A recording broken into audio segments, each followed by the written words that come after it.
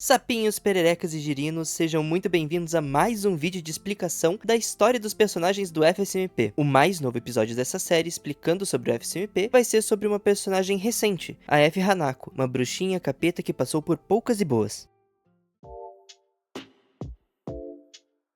Fazia um tempo que já estava na cidade, vivendo normalmente a sua vida, até que um dia, ao acordar, ela se depara com um cachorro-demônio, que vivia na mesma dimensão que F. Hanako antes de ser teletransportada para Frogtown. Belle encontra F. Hanako. Durante o caminho até essa outra dimensão, Belle acaba roubando um livro, chamado Noctopus, que tem poderes mágicos. Por enquanto, ela aceita muito bem o presente dado, mas isso não sairia barato. Em mais um dia comum, F. Hanako, conversando com F. Ronaldo e Belle, acham fotos estranhas em sua casa, um possível enigma envolvendo relógios e escritas antigas que nunca haviam visto antes. Do lado da escrita, uma porta secreta com um código de entrada. Os relógios marcavam horários específicos e se relacionavam com as fotos de Belargus e F. Hanako. Lá eles deveriam ver quais letras correspondiam a quais números, enquanto a escrita antiga dava uma sequência de números. Relacionando os dois, uma frase é formada: "E a porta vai se abrir assim que você disser a palavra mágica." Colocando na porta a palavra abracadabra, a porta se abre. Na sala tem um baú e nele mais coisas para pensar. Ao pegar uma folha que estava no baú, F. Hanako ouve apenas uma voz: "Vocês são intrometidos." A folha é de um jornal que fala sobre a história de uma criança predestinada a libertar as almas do submundo. Esse mito ou lenda vem lá de um grimório de magias ocultas, escrito por volta do século XVIII. A criança era uma alma corrompida, seus olhos tinham um aspecto vasto, e os sacrifícios em prol do fortalecimento de seus poderes seriam sangrentos. A igreja, sabendo disso, junto ao vilarejo, atormenta o jovem. Mesmo com todo esse sofrimento, nada aconteceu, e até hoje, a entidade que vive no submundo espera ser libertada. O jornal ainda estava meio queimado, rabiscado um "intrometida" no meio, dificultando a leitura. Depois de lerem isso, F. Hanako e F. Ronaldo são chamados a atenção pela criatura que os chamou de intrometidos. Esse ser se chamava Merlin.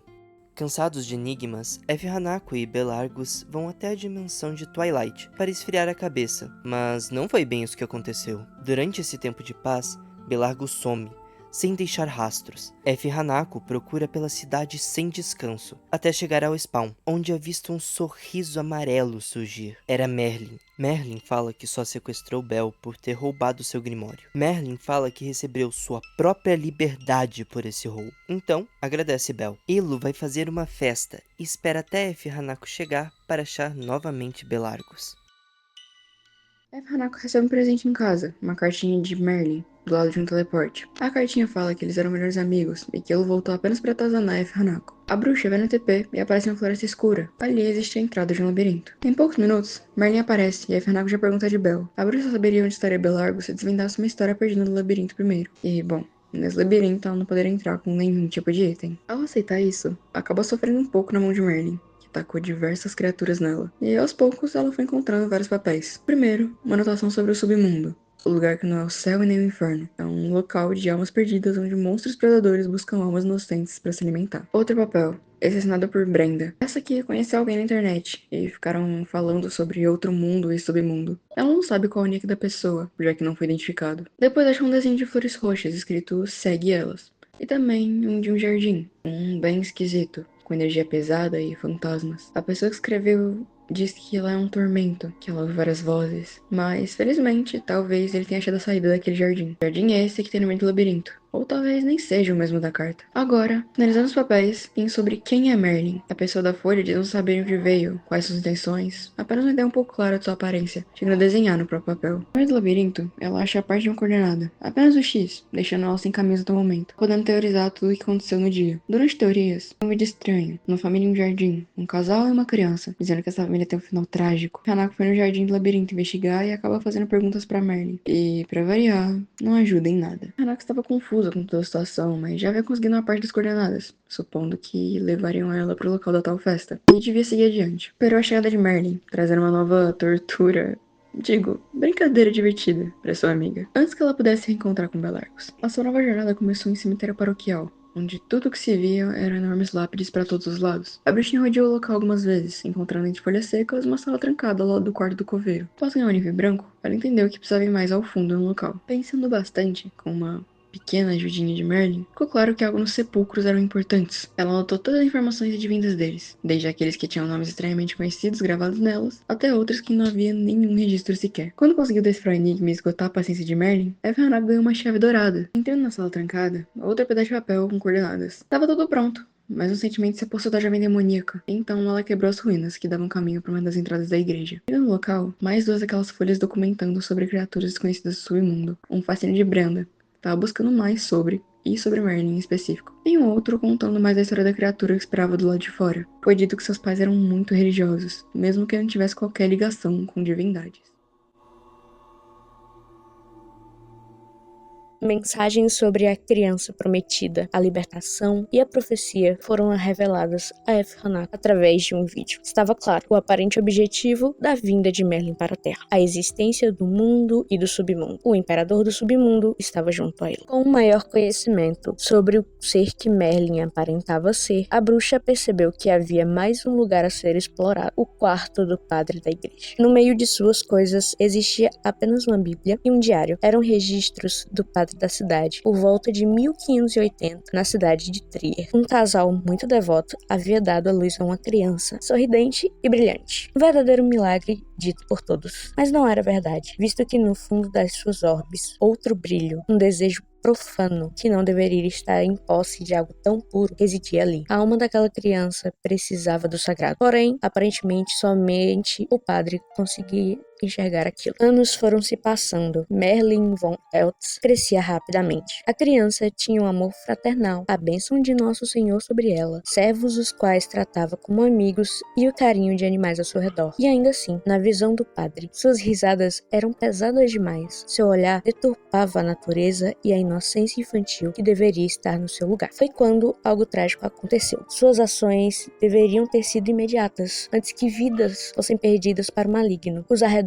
estavam contaminados, cheios daquilo que é ímpio e nefasto. Um servo morreu, sucumbindo à loucura diante de tantos outros que não tinham mais tanta sanidade assim. 2 anos depois, os von Eltz foram encontrados mortos de maneiras inimagináveis para um ser humano. O inimigo estava na criança, esta que estava entre ambos os corpos, sem qualquer reação, sem qualquer sentimento por aqueles que lhe encheram de amor do começo ao fim, e que só lhes causou dor, arrependimento. Que Deus tivesse piedade destas pobres almas. Este, então, foi o estopim. Era necessário que Merlin não tivesse mais contato com o mundo. Aquele demônio sairia dali, mesmo que uma criança, já não tão inocente, tivesse que ir junto para o inferno. A fogueira foi acesa, a criança foi carbonizada. O fogo libertou Merlin, libertou toda Trier do mal que assolava sua terra. Ainda assim, não houve clamor do maligno, não houve choro ou desespero. Apenas os céus choraram em tamanho alívio. Ou foi o que havia pensado. E então ele viu aquilo que nenhum outro homem, nem mesmo os mais santos, deveriam presenciar. O corpo de uma criança, queimado dos pés à cabeça, voltando a se mexer. Algo se revirava naquele receptáculo. A bestialidade estava para além do poder de libertação do fogo. Merlin abriu os olhos, reluzindo a luz que ele viu quando a criança nasceu. O desejo profano brilhou em dourado, tornando-se a insanidade de um ser que só traria o pior para o mundo. Todos correram, mesmo ele, um homem fiel e crente em seu Deus, não pôde deixar de se render ao medo irracional. O padre, agora uma amálgama de sangue e desespero, deixava o aviso para todos que pudessem vir a esbarrar nos olhos dourados. Aquilo era um mal encarnado, que não merecia benevolência, muito menos piedade. Ephranak, atordoada e assustada com tudo que leu, foi tirar satisfações com Merlin. Ela não queria que aquilo acontecesse novamente, ainda mais agora que seus amigos estavam vulneráveis, que Belargos precisava da sua ajuda. Um ser que mata os próprios pais não merece redenção, certo? Percebendo que a demônia havia descoberto coisas sobre seu passado, o corpo inteiro de Merlin treme em aflição. Ela estava falando como eles, que Elo havia matado seus pais, que Elo era culpado pela ruína de Trier e que faria tudo de novo como parte dos seus planos bobos, ao invés de ser apenas um dia divertido com seus amigos. Assim como seu corpo, as paredes da igreja tremeram, desestabilizadas com tamanho poder. Ephranak deu tudo de si para que Merlin pudesse se acalmar e que pudessem ter uma conversa em que ninguém precisasse sair machucado. Infelizmente, não conseguiu conter-lhe, o teto rachando e desmoronando sobre sua cabeça. Ao acordar, ela sentiu que o ar estava diferente. Ali, claramente não era sua casa. Talvez nem fosse a dimensão em que estava morando agora. Tudo que conseguiu assimilar na vista à sua frente foi uma enorme placa, desgastada pelo tempo, dizendo: "Bem-vindo a Trier", sem nenhum sinal sequer da vida da criatura que estava existindo de maneira brincalhona ao seu lado por todo aquele tempo. O medo se apossou do seu corpo. Medo do que todo o sentimento pesado lhe contaria nos seus próximos momentos. Medo do que Merlin seria ou não capaz de fazer, tanto para os outros quanto para si mesmo. Afinal, o que Merlin começou com dor não hesitará em terminar com fúria. E agora, a jornada de Trier começa para F. Hanako. Ela iria ver tudo o que aconteceu naquele lugar, que agora tá totalmente abandonado, cheio de monstros vagando por ali. A bruxa tava até com certo medo, andando por aí na vila, até achar alguém estranho. Era Merlin, com cabelos negros compridos e olhos amarelos, em uma forma caótica que parecia até estar sem consciência. Ao ouvir um "se esconda!", teve que sair correndo para alguma casa, se esconder debaixo de uma mesa, temendo o que viria. Vendo a situação que se encontrava, percebeu que teria que se esconder de Merlin para evitar a morte e achar pistas do que teria em Trier, o que acabou não sendo tão difícil. Explorando, achou a antiga casa de Merlin, com retratos da família e uma espécie de diário de pequenine Merlin. O diário mostra como foi sua infância, sendo carinhoso com os pais e tentando ser com todos, apesar dos maus olhares, inclusive do padre da cidade, Matias. Depois de um grande tempo, ele já começava a falar sobre ouvir o seu eu do outro lado. Mais e mais dias se passavam, parecia que seu medo crescia, comovendo suas sombras e tocando, sentindo o mais puro medo, mas ele acreditou em seus pais. Devia ser só imaginação, não é? Enfim chegou o dia em que aquela criatura estava frente a frente. Não era mais imaginação, era real, ainda mais real vendo a criatura correndo até seus pais e os matando. Agora a criatura tinha tirado tudo de sua vida, dando brecha para mexer com sua mente e mexendo consigo como se fosse nada, além de uma criança amaldiçoada que ajudaria a própria criatura. Retomando a consciência, se viu isolado,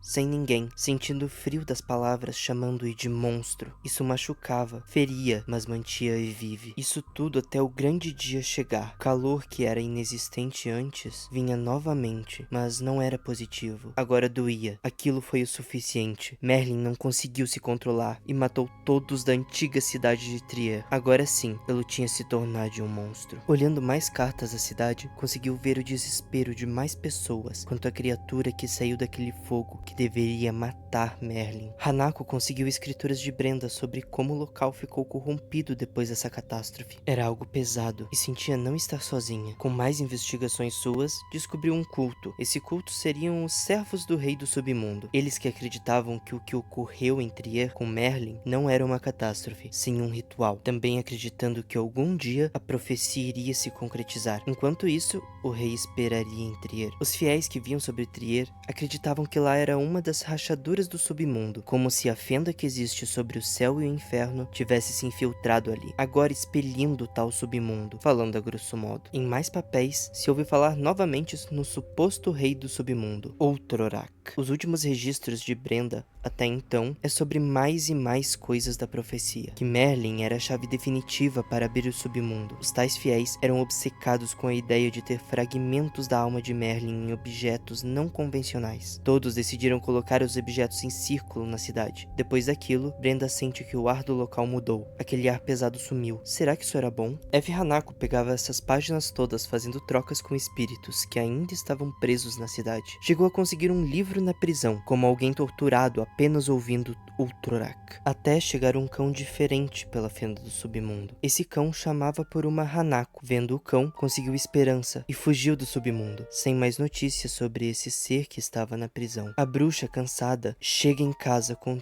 tudo arrecadado, e antes de organizar tudo o que viu no dia, percebeu que recebeu uma carta de Merlin, pedindo desculpas pelo ocorrido da igreja, e colocando a coordenada de onde Belargos estaria. F. Hanako iria para aquela coordenada, porém, apenas no próximo dia. Será que F. Hanako finalmente achará seu amado cãozinho?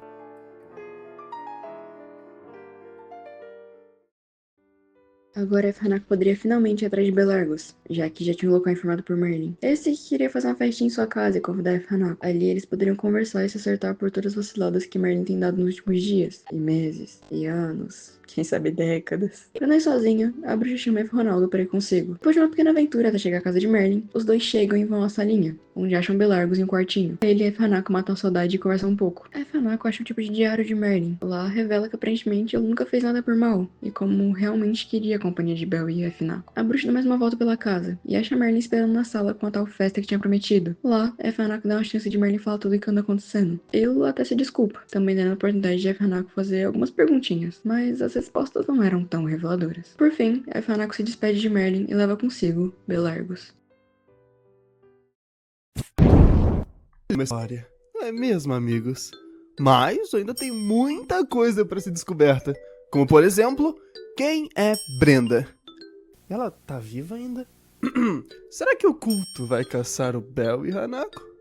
E quem caralhos é Ultrorak? Para mais dúvidas e bem menos respostas, fiquem atentos ao terceiro e último arco desta aventura, que começa agora. Senhor, já jogamos Merlin nesse beco sem saída. Tiramos os pais, esmagamos a esperança dele. Mas o portal não abre, tá demorando demais. O tempo é pó e o destino não se apressa. Merlin foi talhado na dor, e a dor sempre encontra o caminho até mim. Tá, e se ele travar? Se decidir que não vai mais abrir coisa nenhuma, a gente já viu ele tentar fazer isso antes. Se Merlin ousar resistir, eu trarei o caos de novo e irei estraçalhar todos os que ousarem entrar no caminho da profecia. Ele nunca teve escolha e nunca terá. Merlin é só a chave, e até chaves quebradas servem se forem tiradas pela mão certa. Sim, senhor. O portal não se abrirá porque Merlin quer. Ele se abrirá porque eu já decidi. E quando acontecer, o mundo vai ruir em cinzas. E o primeiro nome que ecoará no fim será o teu: Merlin.